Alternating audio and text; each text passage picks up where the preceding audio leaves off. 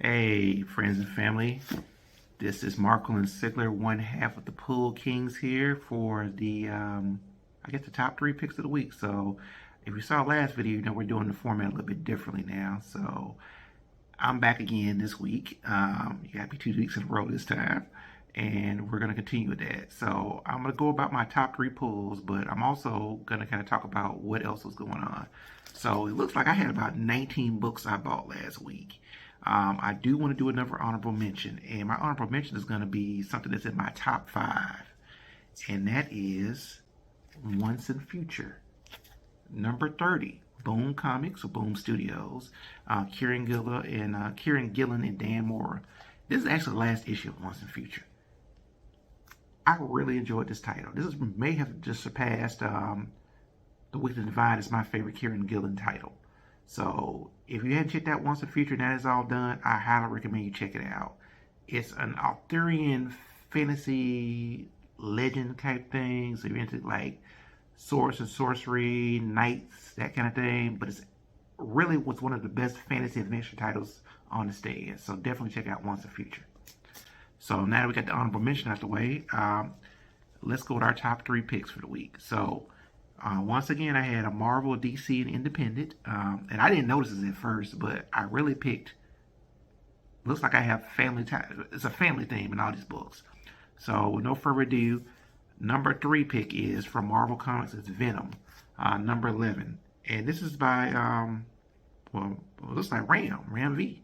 He did this one because, Ram V and Al Ewing are kind of alternating this title. And I actually posted about this on my Tumblr, my Twitter, my Instagram.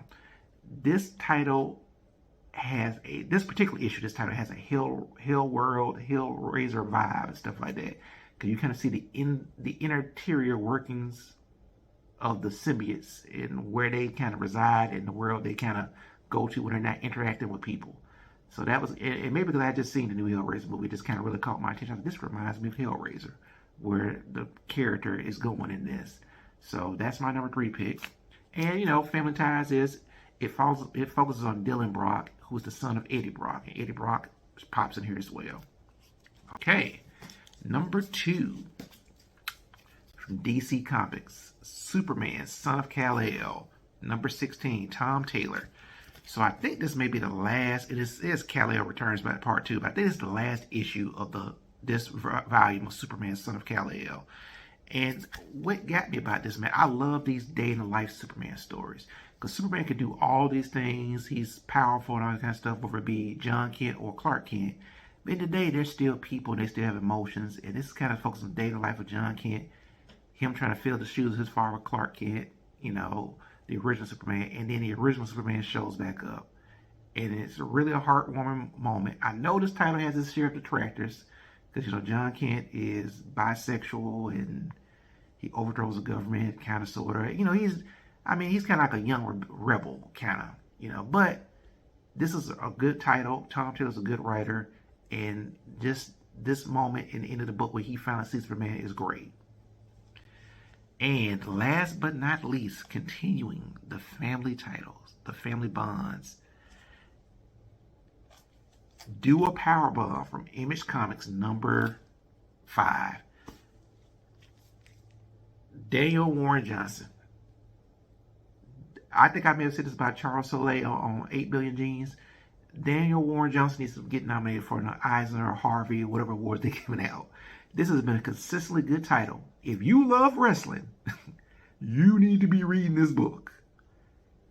And it's basically about a daughter and a father and his daughter who are wrestling, kind of a Mortal Kombat kind of like situation, but they're trying to win the right to resurrect the wife who died in the first issue. And the ending threw me off because I didn't expect it to end like it ended. It's like we went into a completely different story. I thought, where did this come from? But I'm hooked and I can't wait to see what happens next. So if you have not read Do a Powerbomb, we're 5 issues in, I would recommend you read them all. If you love wrestling, you grew up on WWF. No, I said WWF. You need to read this title. NWA, all that stuff. WCW, all the old wrestling leagues, you need to read this title. And that's it for this week. Peace.